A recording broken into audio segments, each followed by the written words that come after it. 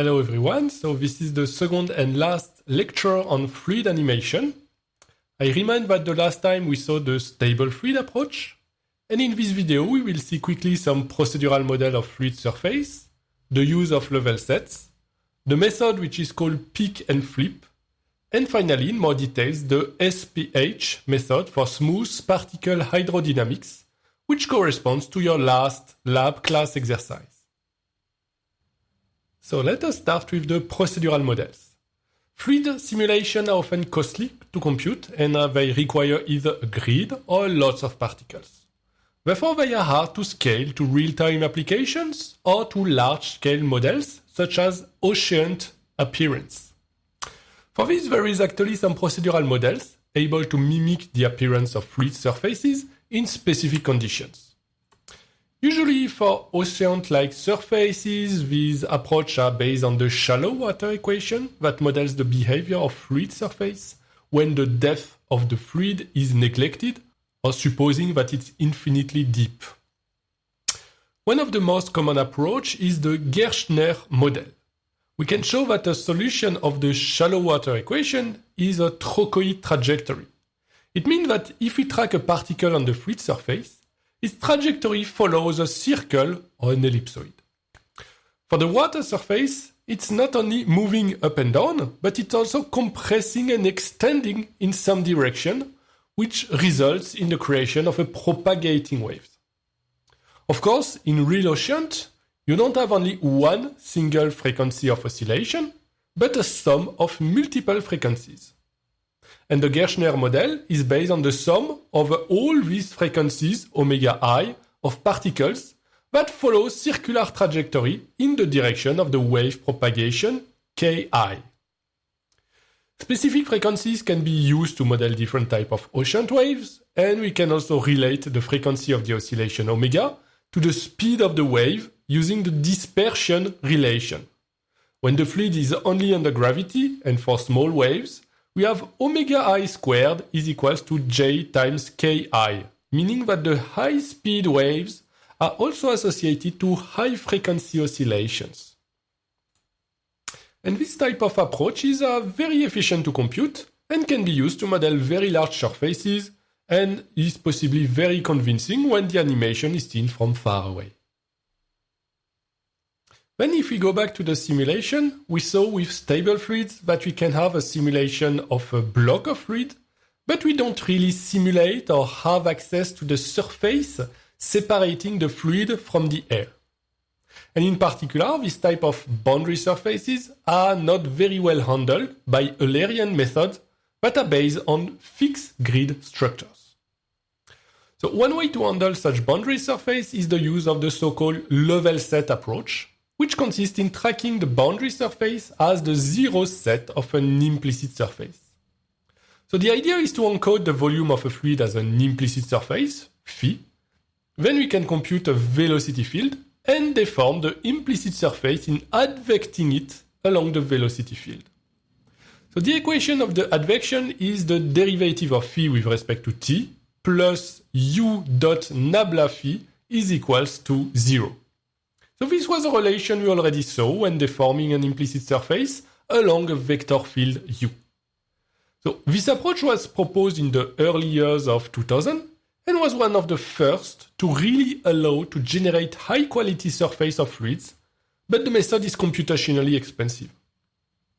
Another limitation of the level set is that if the field is fully encoded on a grid, then smoothing occurs along time, as well as a disappearance of volume due to constant interpolation of values on the grid. So there has been some proposition of improvements in mixing the grid with some particles sampled near the boundary.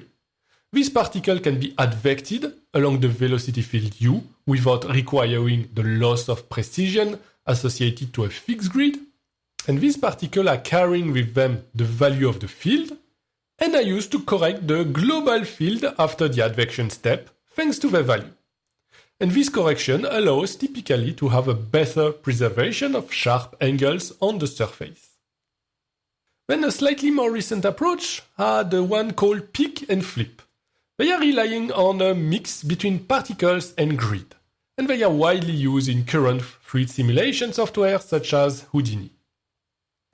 So the principle is the following. We suppose that you have a grid and a good sampling of particles in all the volume of the fluid. When solving for the velocity field using Navier-Stokes equation, the grid is well adapted to integrate the external forces, such as the action of gravity, the action of the pressure, and the viscosity. On the other hand, the use of particles is much more adapted for the advection, as they don't lose details when they are displaced along the velocity field. So the idea is to be able to do the advection step on the particles and the other steps on the grid, but then particles and grid need to exchange their respective values of velocity. And for that, there is actually several possibilities. So let us call the velocity on a particle UP and UG a velocity on the grid. So in the peak approach for particle in cell, the transfer of velocity from the grid to the particle is done using interpolation within the grid. So in this case, the new velocity of the particle, UP at time k plus 1, is expressed as the interpolation of the velocity field on the grid at position pk plus 1. So due to the interpolation and so constant local averaging, the resulting fluid motion is associated to a large numerical dissipation and is therefore not adapted to handle small details. On the other hand, the FLIP method stands for fluid implicit particles. And the idea is that instead of replacing the new velocity of the particle with the interpolated one, we only add the change of velocity computed on the grid between the previous and current time step to the actual velocity of the particle. So in this case, we can say that UP at k plus 1 is equals to UP at time k plus the difference of the interpolation of the velocity on the grid. As the FLIP method only integrates new speed on the particle, it preserves much more the details and is not associated to numerical dissipation. However, it even lacks some kind of dissipation, and this leads to agitated results. So the idea of peak FLIP is actually very simple. It's a blending between peak and FLIP results, and it allows to tune to get the correct amount of numerical damping. Not that such mix between grid and particle has been developed initially for fluid simulation using these peak FLIP approaches, but very similar approaches have been developed for other types of materials, mostly in changing the type of governing equation for the velocity, like viscoelastic deformation. And these approaches are much more generally called under the name of material point method, or MPM, indicating that some part of the equation is solved using particles, while other parts are handled on a grid. So one thing which is very common in almost all methods using a grid is the use of a so-called MAC grid for marker in cell. So the idea of a MAC grid is to separate where are encoded scalar and velocity values. They are actually staggered. In this MAC grid, scalar values, such as the pressure and density, are stored in the center of the cells, while the vector values, they are stored in the middle of the edges, or middle of the faces in 3D. And more precisely, the x component of the vector is stored on the edges or face orthogonal to the x direction, and similarly for the y and z component. Then each values and components are stored with a spatial step of 1/2 with respect to the size of the cell, and this approach actually allows to improve the accuracy of the numerical scheme almost for free. And this is an example of peak FLIP approach. So first, the initial conditions are set on the MAC grid, then the pressure and velocity are updated excepted the advection. We compute the change of velocity between the previous and current time step on the grid for the FLIP step, and the velocity of the particle is updated using the peak FLIP, which means in blending the new velocity value interpolated from the grid and the one obtained from the FLIP step. And finally, the particles are advected along their new velocity values.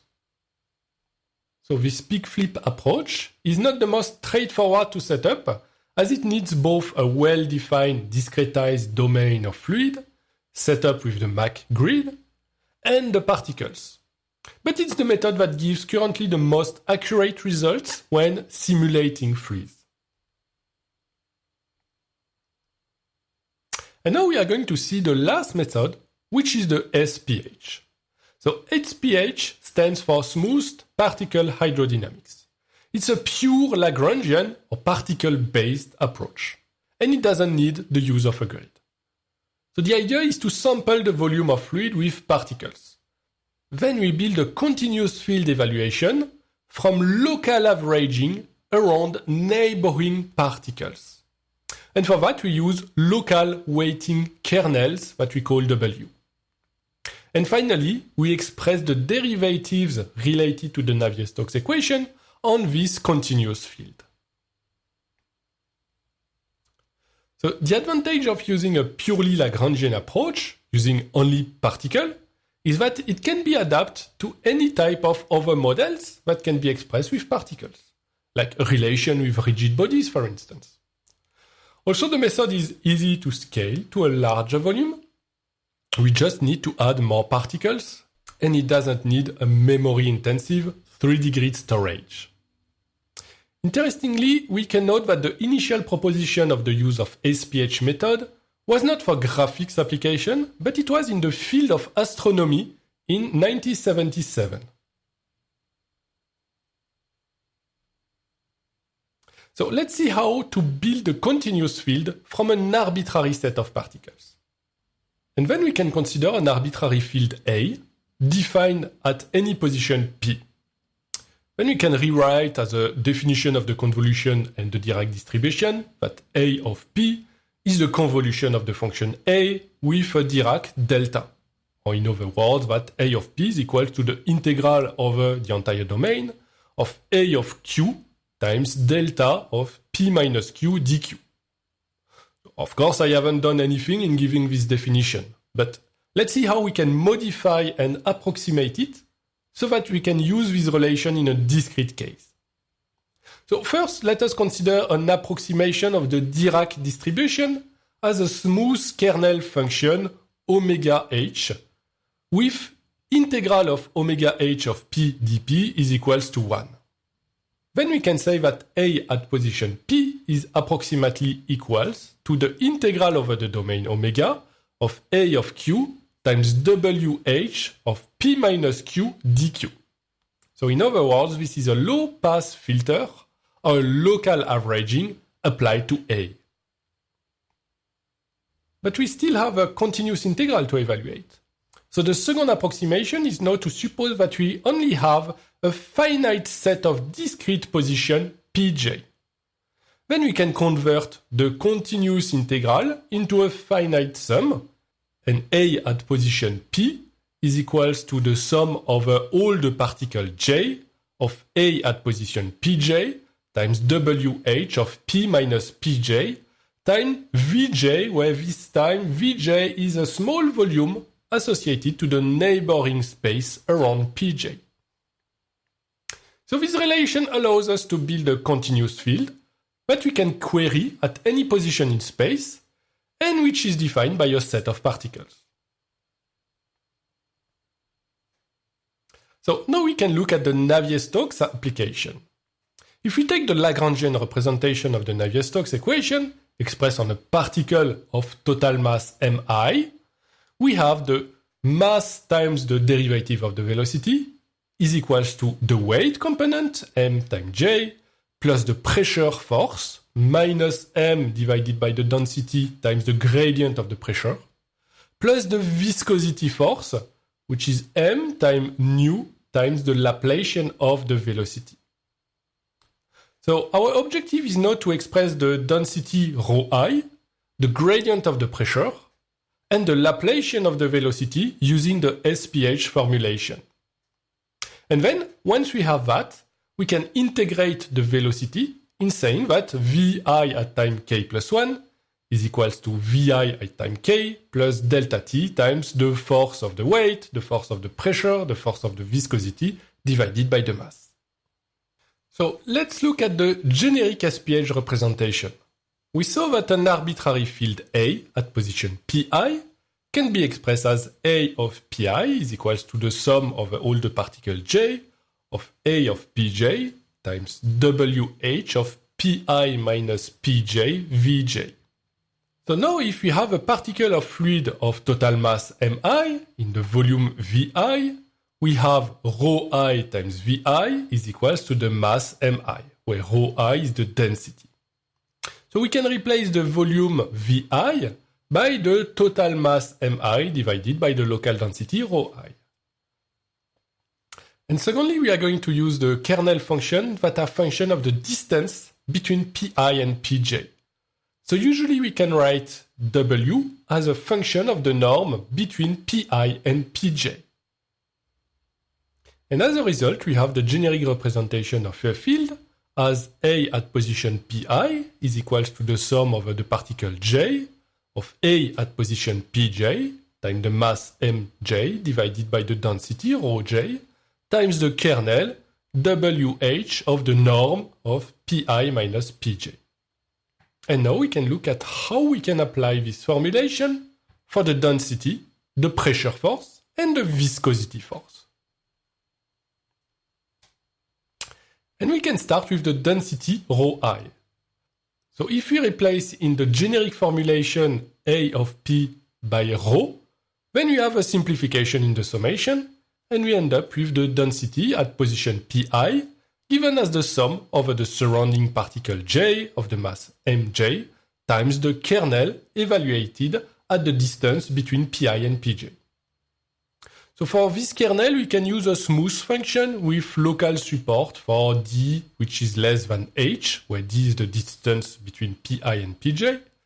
And a common function is a polynomial called poly6, and given by w of d is equal to 315 divided by 64 pi h to the power of 9, and multiplied by h squared minus d squared to the cube.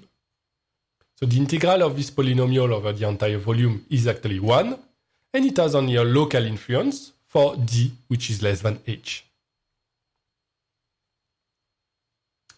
Then the second term is the pressure force applied as mass divided by density times the gradient of the pressure at position pi.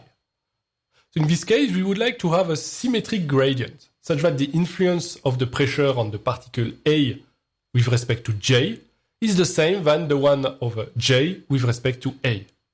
But due to this discretization, this is not necessarily true if we directly apply the gradient in a naive way on the generic ACPH formulation. So one way to enforce symmetry is to consider the gradient of the average pi plus pj divided by 2. Then we can apply the ACPH formulation on them, and we end up with the pressure force being given as the force of pressure is equals to the mass mi divided by the density rho I times the sum over j of mj times the pressure pi plus pj divided by 2 times the density rho j times the gradient of the kernel at pi minus pj. In this formulation, we still need the values of the pressure, pi and pj. One way to simply express this pressure is to consider that it is related to the difference between the local density and the rest density of the fluid. So we can express the pressure pi as equals to S times rho I minus rho 0, with rho 0 being the rest density of the fluid, and S is a coefficient that we call the stiffness of the fluid. Basically, it expresses how much pressure is involved when the fluid is slightly compressed or expanded. So finally, we have to choose a weight function. So we could think about using the same smooth polynomial that we use for the density estimation, but actually the role of the pressure is to avoid particles to group together. So if we use a very smooth polynomial, we will have a local maxima at 0, which would lead to a quasi-null gradient when the distance between the particle is very small. And this can lead to clustering artifacts. So to avoid these, a more spiky-like kernel is often used. So we can use the following spiky kernel, WH spiky is equals to 15 divided by pi times h to the 6 times h minus d squared, for d which is less than h. And then we can express the gradient of this kernel as a function of pi minus pj. Finally, we can look at the viscosity force given by the mass times nu times the Laplacian of the velocity. So similarly to the gradient, we can use a symmetrized Laplacian between I and j. But in this case, the viscosity depends on the difference between the speed at position I and j. So we can consider the Laplacian between Vj and Vi, and then inject this into the SPH representation. So we get F, the force of viscosity, is equals to the mass times nu times the sum over j of mj times Vj minus Vi divided by rho j times the Laplacian of the kernel. And for the weight function, we can use the spiky kernel again, and this time we differentiate it twice with respect to the distance, and we get the Laplacian of the kernel is equals to 45 divided by pi h to the power of 6 times h minus f, and as always for d which is less or equals to h. And here you can see the influence of an increasing value of the parameter nu on the result. When increasing the viscosity, the fluid is moving in a more global way, and fewer particles can separate from its neighborhoods. And finally, this is a summary of the SPH algorithm. First, we set the initial condition of the velocity Vi, then we compute the scalar values, the density rho I as the sum of all the particles of mj times the kernel. Then we can convert the density to a pressure using the stiffness coefficient. And after we can compute the forces. So the weight, m times j, the pressure force, and the viscosity, both using the spiky kernel. And finally, we can do a step of time integration on the velocity based on the forces that we just computed. And here are some examples of use of SPH with some early example in 2003. And as we said, SPH can be easily scaled in adding more and more particles. And for instance, in this example on the right, 20 millions of particles are used. And not that the particles are used for everything. They are used for the fluid, but they are also used for the rigid shapes, like the boat, and even the falling cubes are particles. So the advantage of using a particle representation is that you can use an homogeneous representation for every shapes while handling the interaction between them. So as always, when we have interacting particles, if we compare all pairwise interaction, we have a quadratic algorithm, which is very costly to compute when considering a large number of particles. So if we aim at scaling SPH, we should use a spatial sorting acceleration structure.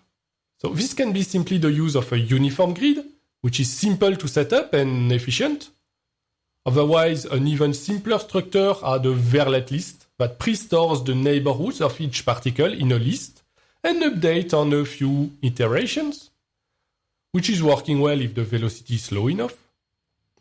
And if we use a very large amount of particles, even only accessing all the particles in an arbitrary order can be costly. So for that, we may even have advantage to sort the particles spatially in memory to improve the efficiency of the cache memory when accessing to the particles one after the other. And finally, here are some notes and possible extension with SPH. As we saw, one of the interests of SPH is their very generic representation as particle, which allows to easily model interaction between various types of deforming shapes, such as solid and fluid. Still, SPH are not the perfect solution for everything. First, at the opposite of grid-based approach, the accuracy of the result is not so well understood. For instance, the correct volume of a particle should be actually computed using a Voronoi cell with respect to the neighboring one, and not using a constant radius. So an example is shown on the right using a more correct computation of the volume which is spanned by each particle with adaptative Voronoi computation. Also, SPH are naturally compressible, which is therefore not well suited if you want to model accurately water which is incompressible. So there has been several works trying to improve the incompressibility of the SPH method. So another limitation is the limited time step that we can use during the numerical integration to avoid divergence, as there is an explicit integration scheme. So this is even more true if the stiffness is increased and if we aim at an incompressible fluid, for instance. So to avoid divergence problem while allowing stiff constraints, position-based dynamics can be used to handle the constraints, and this approach was proposed in an article called Position-Based Fluids in 2013. Finally, the boundary condition can be hard to handle in SPH, as the general formulation assumes that the volume is well sampled everywhere. We may see actually artifacts on the boundary where only one half of the space is filled with particles, and therefore lacks of pressure component. So some methods try to compensate for this in adding extra particles attached to the boundary to add this extra pressure, or to adapt the computation of the pressure depending on the position of the particle with respect to the boundary. And finally, here you can see an advanced animation fully made by SPH and rendered actually in real time using shaders on the GPU. So the fluid can be rendered using splatting algorithm, giving the appearance of continuous surface, and the color of the particles is adapted to the local curvature of the surface, here modeling plausible wave appearance.